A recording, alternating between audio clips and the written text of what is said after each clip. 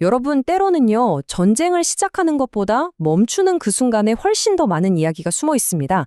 진짜 일촉즉발, 막 터지기 직전까지 갔던 군사적 긴장이 있었죠. 근데 이게 마치 약속이라도 한 것처럼 갑자기 딱 멈춰섰습니다.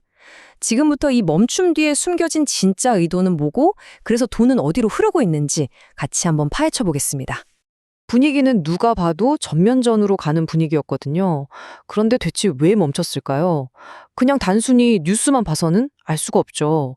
과연 누가, 무슨 생각으로 이 멈춤을 선택했는지, 그리고 그 결과 우리 돈의 흐름은 어디로 향하고 있는지 그 핵심만 딱 짚어드릴게요.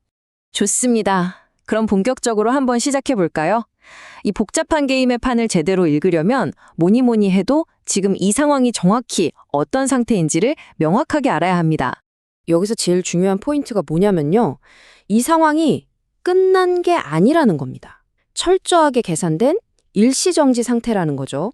완전한 평화가 아니니까 리스크는 여전히 남아있는데 또 최악의 상황은 피했다는 안도감이 시장에 동시에 존재하는 정말 아슬아슬한 줄다기 같은 상황이 펼쳐진 겁니다. 자, 그렇다면 대체 왜 이렇게 절묘한 일시정지가 만들어진 걸까요? 이제부터 이 판을 움직이는 눈에 보이지 않는 진짜 이유 3가지를 하나씩 까보겠습니다. 첫 번째 이유는요, 뭐니 해도 바로 석유입니다. 현대경제의 피나 마찬가지인 이 석유는 중동에서 무슨 일만 터졌다 하면 가장 먼저 그리고 가장 격렬하게 반응하는 지표니까요. 핵심은 바로 이란이 꽉 쥐고 있는 지정학적 카드, 호르무즈 해협입니다. 만약에 말이죠, 이란이 여기를 막아버린다? 그럼 전 세계 석유 공급량의 무려 5분의 1, 그러니까 20%가 순식간에 멈춰버리는 겁니다. 이건 그냥 숫자가 아니고요. 말 그대로 세계 경제의 동맥을 끊어버릴 수 있는 엄청난 방아쇠인 거죠. 그러니까 바로 이런 말이 나오는 겁니다. 이 한마디가 지금 상황을 완벽하게 요약해주죠. 유가가 폭등하면요, 그건 바로 전 세계적인 인플레이션으로 이어지고 결국 세계 경제 전체를 침체의 늪으로 끌고 들어가거든요. 결국엔 총알보다 당장 내 지갑을 위협하는 유가가 더 무서움, 이 경제적 공포가 군사적인 판단을 그냥 압도해버린 명백한 증거입니다. 자, 두 번째 이유로 넘어가 볼까요? 이건 바로 정치적인 계산입니다. 특히 코앞으로 다가온 미국 대통령 선거, 이게 정말 결정적인 변수로 작용했습니다. 이 정치적인 연쇄 반응의 고리는요, 너무나도 명확해요. 한번 보세요. 전쟁이 터지면 유가가 급등하죠. 치솟는 기름값은 우리 동네 주유소 가격표에 바로 반영돼서 물가를 끌어올리잖아요. 그럼 이게 결국 현 정부에 대한 유권자들의 분노로 바로 이어집니다. 세상에 어떤 지도자가 선거를 앞두고 이런 리스크를 짊어지고 싶겠어요? 그리고 마지막 3번째 이유. 의외로 많은 사람들이 이 부분을 놓치는데 바로 이란 역시 전면전을 전혀 원하지 않는다는 사실입니다. 이란의 속내를 한번 들여다보면 그 계산법이 아주 명확하게 보여요. 전면전? 이미 강력한 경제 제재 때문에 힘든 이란에게는 거의 자멸에 가까운 선택지입니다. 그 대신에 늘 위험 부담은 적고 우리가 한 거 아닌데 하고 발뺌하기 쉬운 대리전을 통해서 이 지역의 영향력을 키워왔거든요.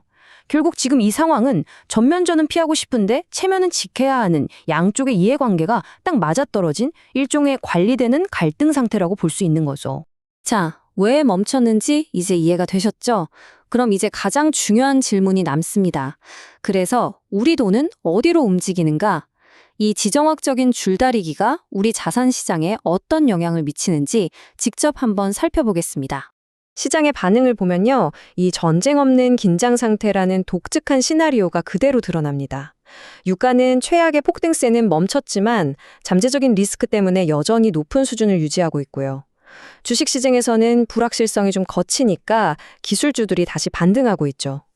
금이나 달러 같은 안전자산의 급등세는 꺾였지만 그렇다고 리스크가 완전히 사라진 건 아니니까 가치가 폭락하지도 않는 딱 그런 상태입니다. 여기서 우리가 꼭 기억해야 할 게 있습니다. 지금 이 상황, 이게 끝이 아닙니다. 오히려 시장의 규칙이 완전히 바뀌는 새로운 게임의 시작이라는 점입니다. 앞으로의 가능성을 보면 시장의 생각이 명확하게 드러나요. 시장은 지금 긴장 유지라는 이 시나리오의 가능성을 압도적으로 높게 보고 있잖아요. 다시 격화될 위험도 그렇다고 완전히 해결될 가능성도 둘 다 낮다고 보는 거죠. 바로 이 관리되는 긴장 상태가 새로운 기준, 즉 뉴 노멀이 되어버린 겁니다. 그래서 우리는 이제 전쟁 리스크 시장이라는 새로운 개념을 이해해야만 합니다. 투자자들의 게임 방식이 달라졌어요. 더 이상 전쟁이 날 거냐 안 날 거냐 이런 흑백 논리로 베팅하는 게 아니고요. 대신 언제든 다시 터질 수 있는 이 전쟁 리스크 자체의 강도, 그 오르락 내리락하는 변동성을 이용해서 수익을 내려는 움직임이 본격적으로 시작된 겁니다. 결국 가장 중요한 한 줄은 바로 이겁니다. 지금 시장은 극단적인 공포 상태도 완전한 안심 상태도 아닌 그 애매한 어딘가에 있다는 것. 돈은 바로 그 긴장감 사이에 틈을 파고들면서 움직이고 있습니다. 전쟁은 멈춘 게 아니라 관리되고 있는 거고요. 어쩌면 시장은 이 상태를 가장 선호하고 있는지도 모릅니다.